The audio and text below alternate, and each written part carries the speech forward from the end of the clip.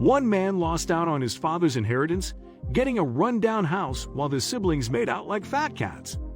Though Simon expected it, the laughter made him cringe. However, he got the last laugh and made everyone wish they had treated him better in the beginning. What could have happened? Simon was 54 years old when his father passed away and showed up to the family gathering to learn about his dad's inheritance. Everyone looked at him with contempt, but he was determined to walk away with something because his siblings had enough. Once Simon got to the house, he didn't know how to start. Everything was a mess, so he went to his old bedroom. Immediately, he asked himself, "Will it be there?"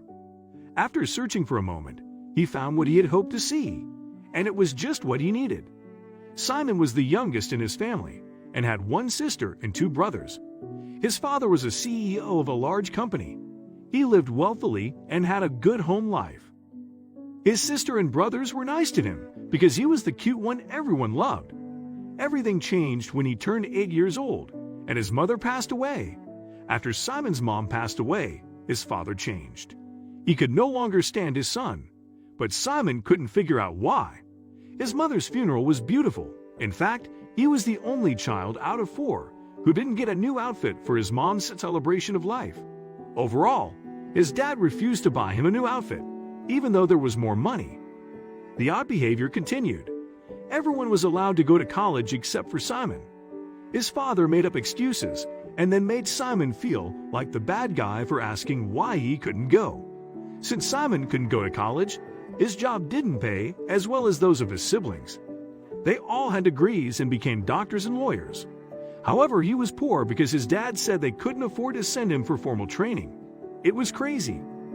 While his brothers and sister lived well, and his dad took care of everything, he had trouble putting food on his table and paying the bills. He wasn't jealous of his siblings, but he wondered why he was excluded since they had been a family long before. Simon lived on a small farm, and his dad only visited once per year. Simon had a beautiful wife and 2 children that he adored above all else. Over time, his dad got sick and passed away. It was no surprise to Simon that he was the last person to know, but he wasn't sad. His father had treated him horribly after his mother died.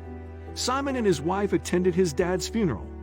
Afterward, his brothers and sister invited him to discuss the old man's inheritance. He was surprised by this because he didn't expect them to share or give if they didn't have to. When Simon showed up to the inheritance meeting, the atmosphere turned sour. Clearly, his sister and brothers thought he was nothing and hadn't expected him to be there. They'd split everything between themselves, leaving the old holiday home for Simon. Simon was angry. The properties and possessions were divided. It took 30 minutes to settle him down, and he chose to take the house and never see them again. He immediately went to the property to check it out and saw it was in bad condition. Despite that, he still remembered the good times he'd had there. In fact, most of them involved his beautiful mother, and he relished in that feeling. Once he went inside the house, he realized it was trashed. Simon immediately went to his old room, wondering what might lie ahead. He realizes he had hidden something behind his bed. All was revealed in the end. Simon's facial expression changed immediately once he saw it was still there. The weight of the world fell from his shoulders as he carefully grabbed the cardboard box out of its hole. However, something happened before he could open it to check. Simon heard loud knocking on the door and wondered if his siblings had changed their minds. Simon opened the door, and the police started asking questions about why he was there. He was truthful with his answers, and the cops calmed down when they realized he was the new owner.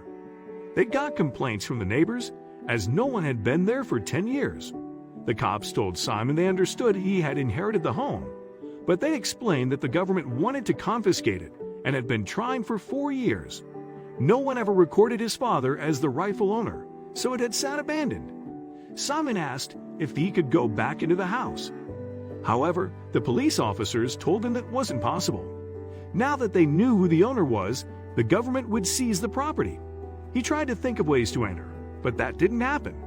Simon immediately panicked because no one knew what he had inside the house. In fact, no one needed it but him. He knew he had to call a lawyer, but the only one he knew was his own brother. Simon decided to try it. Peter laughed for a long time. There was nothing to do but let him have his moment so that he might hopefully assist.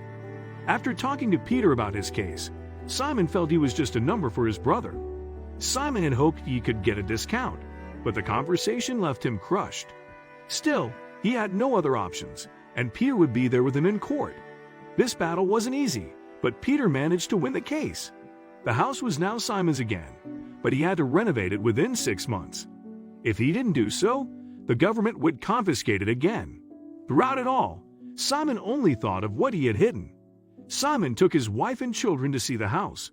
His wife was confused, but he tried to tell her things were improving. Still, she stressed about the legal fees and the idea of paying for major renovations. How was it good news? Simon didn't want to explain himself. All he had to do was take her to that house and show her why he was happy. Simon virtually ran into his house and couldn't contain his excitement. He went directly to his old room and grabbed the box from the hiding place. Luckily, the police officers hadn't searched it while he was kept away, or they'd have found it. Carefully, Simon put the box on a table and opened it. His wife was starting to worry that her husband had completely lost his mind. Then he pulled the display box out, and she could hardly believe what she saw. He pulled out 4 Rolex watches, and even she recognized them for what they were, even though she didn't know much about them. How had Simon known they were in there? And how did something like this happen? Simon had to explain it. When he was 8 years old, Simon and his father had one of their famous arguments. He knew his dad valued those watches and loved them. Therefore, Simon stole them from his dad's room one night, hiding them under the bed for revenge. He had planned to give the watches back a few days later, but his father called the police and reported them stolen the next day. It became a huge deal, and Simon was too scared to say he'd taken them as a prank. When his mom died, the family never returned to the vacation home, and Simon forgot about the watches. Once he returned, he remembered, and now he could sell them and pay for the house renovations. He called his siblings and asked them to come to the vacation home a few months later. Nothing had changed, so they started laughing. However, he showed up in an expensive car, told them he sold the house, and was living comfortably. Simon got his revenge.